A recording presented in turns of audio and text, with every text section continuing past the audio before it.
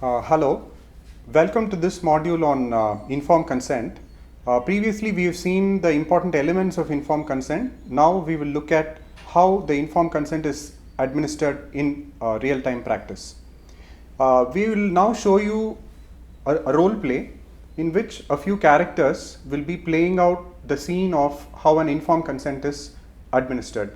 This will be shown in two different separate modalities. In the first set of scenes, you will see how the informed consent should not be administered, and in the second set of modalities, you will see how the informed consent must be administered. So it will help you to see the good and bad ways of administering an informed consent. In this session, we will be covering certain important elements. The first and foremost is voluntariness, whether the researcher is explaining about voluntariness, the extent to which the researcher is giving details, avoiding jargon and making it into an easily understandable format, the extent to which the researcher is providing all the details of participating in the research study, the extent to which the researcher is able to provide a clear statement of risks and benefits, and also not focusing too much on getting the signature but actually focusing on understanding of the research study. So I will give you a brief explanation about this scene setting and what you have to know about this scenario. This is a research study. The research study targets at studying the level of contamination of ATM machines and the ability of ATM machines to act as fomites for infection transmission. So there is a research team which comprises of the senior researcher, Dr. Dia, and two of her associates, Dr. Grace and Dr. Arun. These three researchers will actually perform the study. This study will involve the researchers going to these ATMs and taking a swab from the ATM number pads and touchscreens and doing a culture of these swabs to identify the microorganisms. You will see how in the first set of scenes, how they administer the informed consent to the bank managers. There will be, the first bank is called the Hamara Bank, and how they administer the informed consent to the bank managers in the Hamara Bank. And then you will see some scenes where they administer the same informed consent in a totally different way, that is the correct way, in the Southwest Development Bank. It is important that I inform you that this entire scene is an imaginary scenario. None of the characters here represent anybody in real, so enjoy watching the scenes. Grace and Arun, now that we have obtained the Institutional Ethical Committee approval for the study, we need to start the study. Grace, can you please update about the bank ATM list and the bank managers meeting? Ma'am, we have already identified the banks and the ATMs for our study with the help of our statistician. I'll get the consent form and study proforma printed by this evening. Shall we go to MG Road branch of Hamara Bank tomorrow? I'll fix the appointment. That's a great plan, Grace. Please go ahead and fix an appointment. Okay, ma'am. What about the informed consent, ma'am? Should we have to modify it based on what ethics committee has told us? Yeah, our ethics committee has asked us to include a sentence about the benefit of participating in the research, but I don't think we should waste our time in making the modifications now. Please go ahead and print these forms and fix an appointment so that we can meet the bank manager tomorrow. We need to start the study soon. Ma'am, you once told that the regional director of Hamara Bank is your brother-in-law. Is it possible for you to put in a good word about this? Yes, Grace, thanks for reminding me this. I totally forgot about it. I'll call him right away. Okay. Hi Ramesh, how are you? Hi Akka, I'm fine. How are you? I'm fine here. I need a favor from you, Ramesh. Sure, tell me Akka. Actually, I'm doing a study to understand the level of infection in bank ATM touchscreens and number pads. So I'm planning to meet one of your branch managers, I think MG Road branch tomorrow. Can you please help me out with this? MG Road. Okay. That is Mr. Pasha. He's a very enthusiastic man. I will talk to him, Akka. Consider it done. Okay, thank you so much, Ramesh. Convey my regards to Anita and kids. Okay, Sure. thank you. Bye. Bye. Okay, one job is done. So let's go and meet the bank manager tomorrow morning. Okay, fix an appointment. We'll meet there. Okay, ma'am. Okay, ma'am. Thank you. Thank you.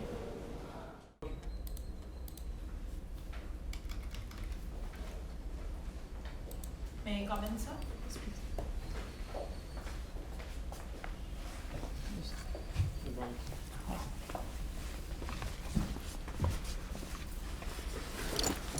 Welcome, madam.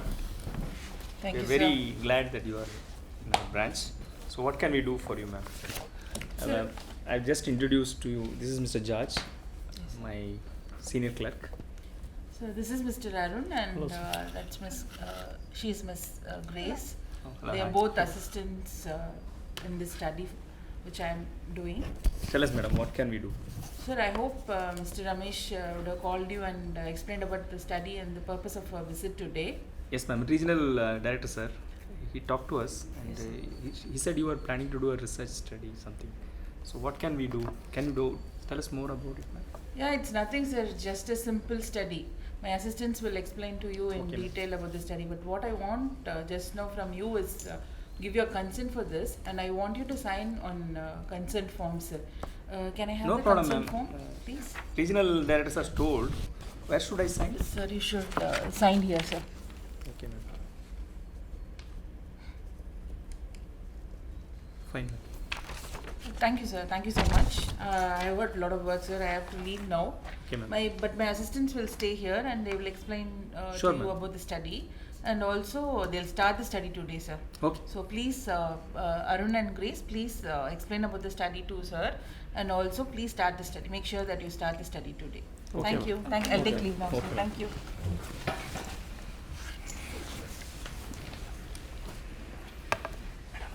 Madam, please tell us what is this all about?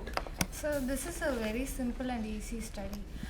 We have identified 10 different ATMs belonging to your bank. This is the list. Okay. The study involves me and few other investigators who will come along with me. We'll go to these ATMs and take swaps from the touch screens, and we'll perform a culture to identify bacteria which are grown in the culture. Then we will publish the results. It is very easy and very simple. You don't have to worry about this. It will take only 2 to 3 minutes, and we'll repeat it for 2 more times, and we'll do this for 10 to 15 days in different ATMs of your bank. And please, anyway, explain me again, but I don't understand what you said. But then, can you tell us why is this done? Why are you doing this study? Sir, you don't have to worry about this. There are no risks at all. We have also got ethics committee's approval for this study, and I'll repeat what I said earlier. We'll go to these ATMs and we'll take the swaps for swaps from the touch screens, and we'll do the culture test to identify the bacteria which are grown in the culture, and we'll publish the results. So you don't have to worry about all this. Okay, ma'am. Please proceed. Thank you. Okay, Thanks. sir. Thank you. I hope you are clear about these questions. Thank you very much. Thank you, sir. Thank George, did you understand what this lady was talking about? Sir, I have heard these words actually. My wife had a urinary infection last week, so they took a culture. So actually, culture is a urine test. I don't know why they do this in an ATM. ATM. Anyway, as our regional director has told, it's okay. But Judge, I'm a bit worried because I have signed the papers. I don't even know why they got signature for this. Don't worry, sir. It's okay. Okay. We'll continue with our work. Okay. Good job, Grace. You have rapidly collected swaps from all the ATMs of Hamara Bank and completed that within a very short time. That's a great job. I Thank really you, ma'am. appreciate that. Now I think we need to move on to the next bank. I think the next in the list is Southwest Development Bank. But I think I don't have any contacts there. So what do we do now? Arun, can you pull out some information from the internet and start working on from there? Yeah, ma'am, I can do that. I'll fix an appointment with the branch manager. I'll explain about the study and get the informed consent. And also, recently I took a course called E4 IEC by the ICMR and WHO. I think it will be very useful for me in this study. Okay, I also heard about the course. Please use those useful informations and do the study. But I don't think now I need to come to the field with you. I think you have enough expertise. Can you carry out yourself? Yeah, ma'am, I can do it on my own. Okay, all the best. Keep me posted. Okay, ma'am. Thank you, ma'am. Excuse me, ma'am. Yeah, please come in. Good morning, ma'am. Good morning. How are you? I'm good. So you are Mr. Arun? Yes, ma'am. Okay, I was expecting you. Please sit down. Thank you, ma'am. So please explain the details of the study. Yeah, ma'am. Ma'am, the ATM surfaces of machines like the touch screens and the number pads, they tend to be potential source of infection. Okay. For example, if someone who is already infected comes and touches those screens, he can leave the infection on those screens, those microorganisms, the small bacteria, etc. And when the other person, when he comes and touches it, he tends to carry away the infection, and he in turn gets infected, gets cold, he gets fever, vomiting, diarrhea, etc. Our study, we are focusing on trying to understand what is the level of contamination in your bank ATMs and also the machine touchscreens, and what are the ways we can prevent it or control it. That is all our study is about. So, okay, I was not aware of this, that the ATM pads can be, source of transmission of diseases. Thanks for explaining that, but now can you tell me what you're actually going to do in the study? The first thing that you need to know is this study is purely a research study. Okay. We are trying to understand and explore the contamination level in your bank ATMs, Okay. for which we have identified 10 ATMs using a sampling procedure, Okay. where we have to use a cotton swab. Cotton swab is something like, have you seen this cotton bud we use for cleaning Yeah, a ear? yeah. And this one will be more clean and sterile. We'll use that to take a swab from the surface, Okay. and we'll put it inside a media. This media is where this organisms can actually survive, and then we will take it to the lab, culture it, and make those microorganisms grow, and we'll see what organisms are there, what type of infections they can cause, and what type of drugs will act against them. This will help us to understand the infection and the contamination, and also help control it. Okay. So who will be funding the study for you? Our association funds it, ma'am. Okay. And why would they fund you? Our association's long-term goal is to promote the overall health and to control infectious disease, and prevent infectious disease and also control it. So towards this goal, they fund projects like this. Oh, okay, so that makes sense. And In this study, ma'am, we'll be identifying 10 ATMs, and we'll be observing it for 2 days to understand what is the peak flow of the crowd in your ATM, and when do maximum number of people actually access, and we'll be identifying 3 different times when the crowd flow is maximum. okay. And based on that, we will be taking swabs on those 3 different types in your 10 ATMs. Okay, so while you do that, do you want me or any of my staff to be there? No, ma'am. And what if people are going to ask you questions? As such, we don't require any of your staffs to be there, but if anyone asks us any question, we'll explain it. The way I'm explaining things to you, I'll explaining it to them. And just in case if there's any issue, I'll get in touch with you. I'll inform you, ma'am. I'll take your help. See, I think people will be very apprehensive, when they are in the ATM, and if they see you collecting the swabs, they may tend to ask you some questions. So what are you going to do to prevent if they have any questions for you, or if they have any kind of fear? Can you explain to them what you're doing? Yeah, ma'am. In case anyone has any question, we are ready to explain. I'll explain everything clearly, what we're doing this for. This is purely a research study, and we are taking this study, we're trying to understand the level of contamination, and also how these ATM surfaces can be a potential source of infection. We'll also explain to them the findings of this research, and also how this will help us to understand the extent of contamination in the ATMs. You have already asked the pertinent questions about the risks of the study, ma'am. it is likely that the study will cause a little bit of anxiety and apprehension to the people, and also we will explain everything clearly to them. We do understand that interrupting during a busy hour will cause certain issues, but this minor interruption will be just going in like this and coming. It takes only 2 to 3 minutes to take a swab. So I don't think it should be a problem. Just in case if anyone asks, we are ready to explain, ma'am. So those are the details of your study. And what about the results? Will you share it with us?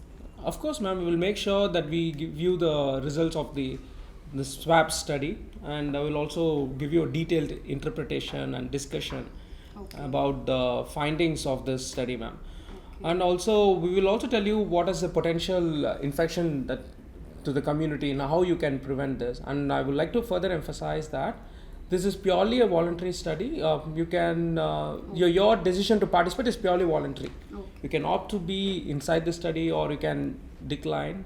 And also if you want to discuss with your higher authorities, and depending on your organization's preferences and your laws and bylaws, you can decide, ma'am. So thank you for the details. Just give me a few minutes. I'll talk to my managing director and I'll get back to you. Do you mind waiting for a few minutes? Not at all, ma'am. Please take your time. Thank you.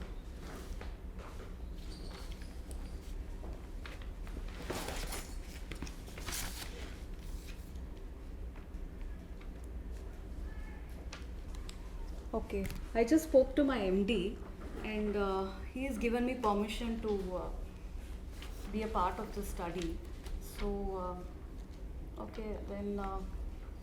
I think you have explained all the details to me, so I'm willing to participate in the study. Thank you so much, ma'am. That's really great. And please, this is the informed consent document, ma'am. Please read them carefully and try to understand that. And if in case you have any doubts, you can ask me. I'll explain it to you again.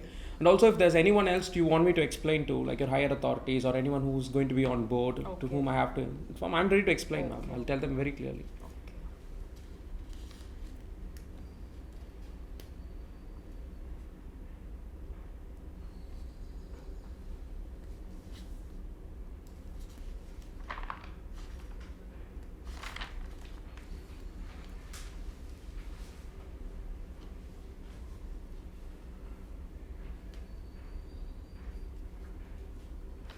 Okay, Mr. Arun, I think I see all the details that you just explained to me. The form contains all the details and I'm willing to participate, to be a part of this. Just one request would be that you share the details with us, and you also suggest some ways to prevent the infections. Sure, ma'am, I will do that. If I can use your office copying machine, I'll take a copy of this informed consent. I'll leave it to you, ma'am, so that you can have a copy of it. Yeah, you can just take. Okay, ma'am. Thank you so much, ma'am. We will start the study as soon as possible, Yes, ma'am. Thank you so much. Thank you.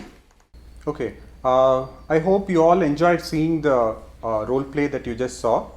Let us now discuss and try and understand what were the good and bad elements of administration of informed consent in both the scenarios.